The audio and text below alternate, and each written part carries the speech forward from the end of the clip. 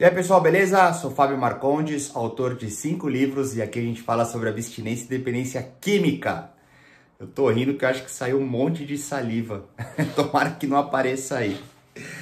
Vamos lá, eu quero falar com vocês hoje sobre psicanálise. Eu quero pedir licença aos psicanalistas, eu não tô aqui para competir com nada e nem ninguém.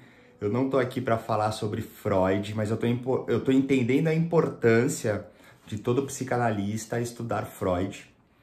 Eu tô começando a entender que isso é muito importante. Eu sou um estudante de psicanálise. Eu já me apresentei aqui, eu faço terapia há muito tempo, faço análise há muito tempo, mas eu nunca tinha estudado profundamente a psicanálise e eu tô assim completamente apaixonado.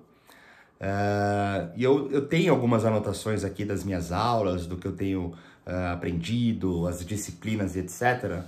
E eu encontrei aqui uma coisa muito legal. Eu trouxe numa outra leitura de um livro um trecho que ficou talvez um pouco prolixo. E eu tenho algumas anotações aqui que podem ajudar no entendimento a única importância que temos aqui no vídeo, que é a questão da dependência química, do vício, da abstinência, sobriedade.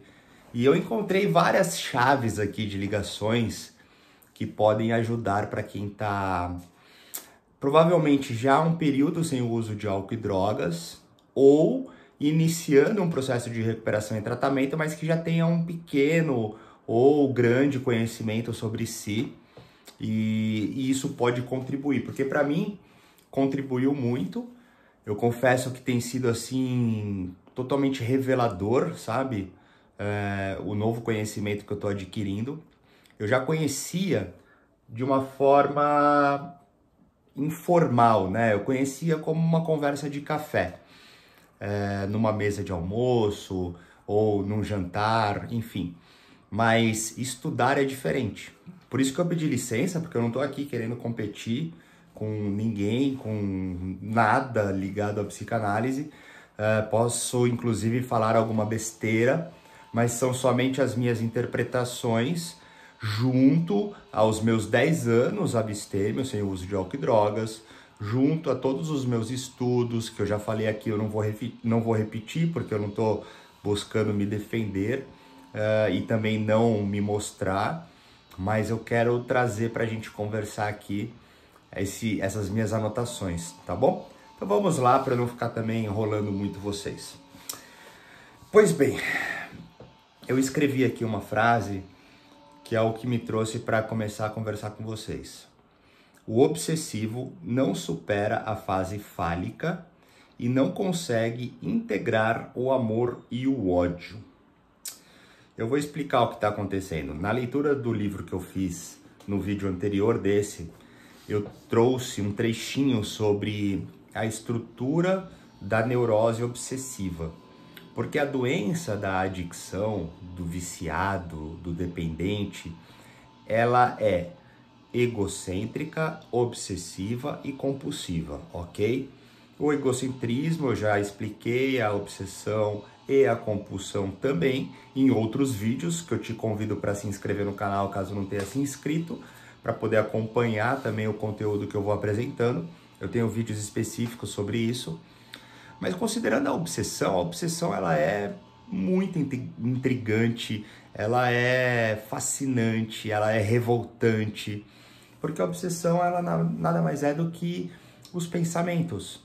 Então, nós temos, né, eu trouxe na leitura a qualificação no aspecto de doença de saúde mental, né, que entraria num transtorno obsessivo e compulsivo. A obsessão ela começa a ter o seu efeito, né, substancial quando entra na compulsão.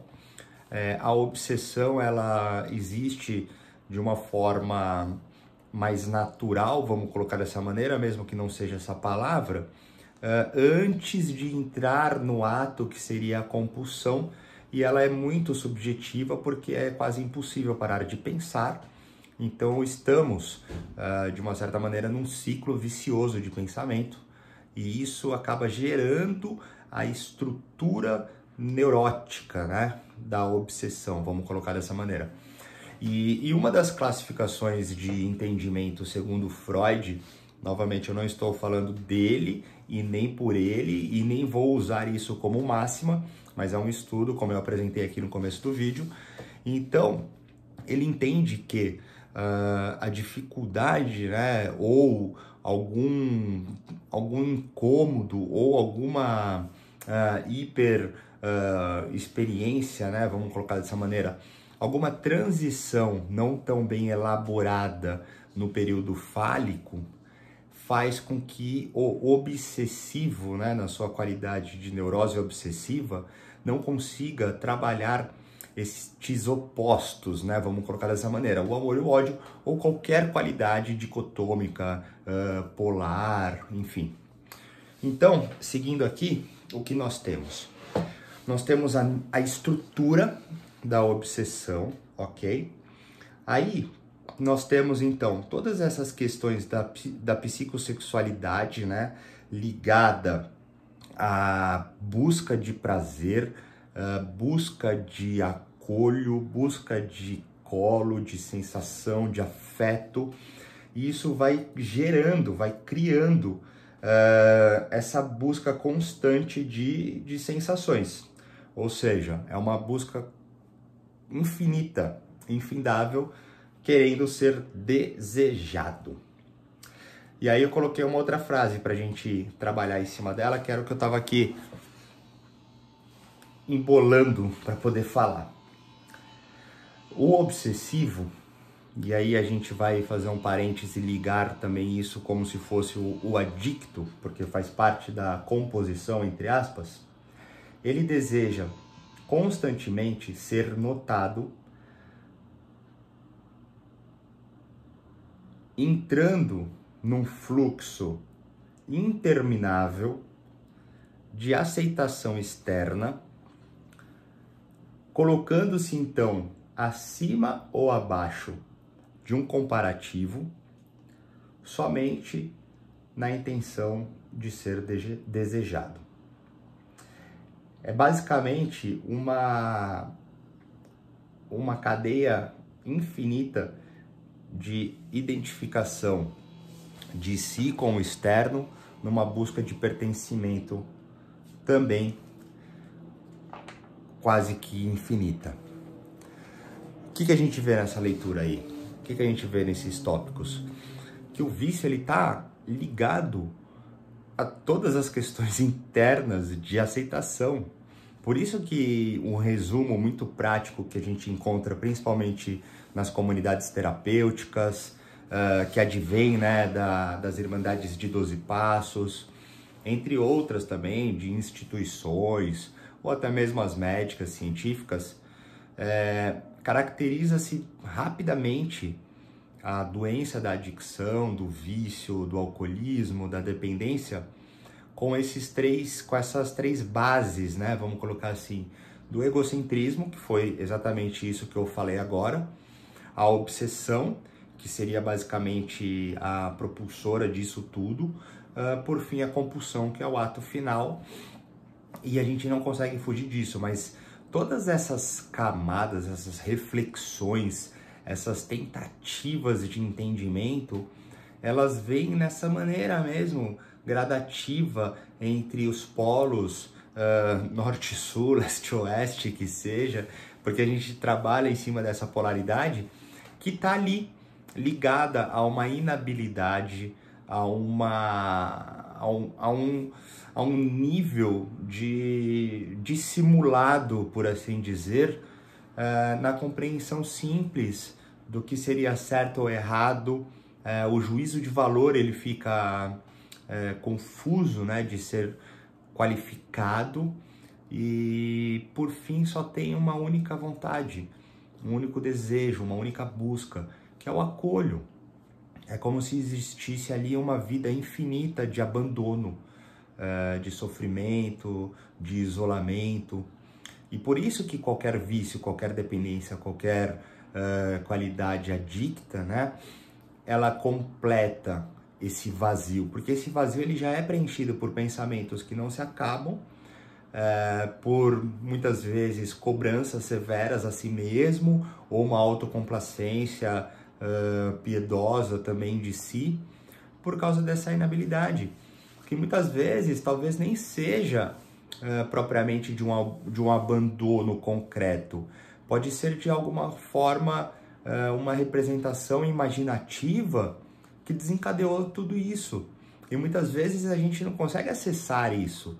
E basta aceitar, basta entender, basta reprogramar, ressignificar, reinventar, sabe? Fazer mesmo uma nova representação em cima daquilo. Porque muitas vezes talvez a gente não tenha acesso. E o que a gente tem acesso é o dia de hoje. Então, assim, eu estou muito contente com todo esse tipo de estudo, porque ele tem mostrado que são múltiplas as verdades, como eu sempre trago aqui. A minha prática, ela sempre foi mais filosófica, mais existencial. Eu faço uma observatividade constante da vida e de mim, mas ao mesmo tempo eu sou muito fiel às literaturas, aos conhecimentos, às sabedorias que encontramos nos livros, que estão nas academias, que fazem parte da ciência mesmo, e da ciência do homem, da ciência divina, da ciência cósmica, de todas as qualidades da ciência. Mas agora, conhecendo um pouco mais a fundo, lendo sobre Freud, estudando a psicanálise, é onde eu começo a conseguir dar nomes, conseguir dar representações a muitas coisas que eu já observava e que hoje estão aí sendo mais uma ferramenta para o tipo de trabalho que eu tenho, que eu posso entregar para você, que eu posso fazer para mim mesmo, que eu posso ampliar para diversas outras questões da vida, da existência, não propriamente no alcoolismo e na drogadição, mas também por todas as outras, porque de uma certa maneira a gente sai mesmo, né, de uma mesma essência e vamos vamos nos ramificando de diferentes formas. Mas eu fico por aqui hoje, porque o meu assunto continua sendo com a adicção, com o vício, a dependência, sobriedade e o principal, a abstinência. A abstinência continuada, que é onde eu entro, que é a sustentação de uma abstinência. E hoje, com um pouquinho de Freud aí fazendo parte da minha vida, beleza? Mas é isso. Se quiser falar comigo, tem os meus contatos. Se quiser mandar uma pergunta, uma sugestão, fica à vontade. Valeu!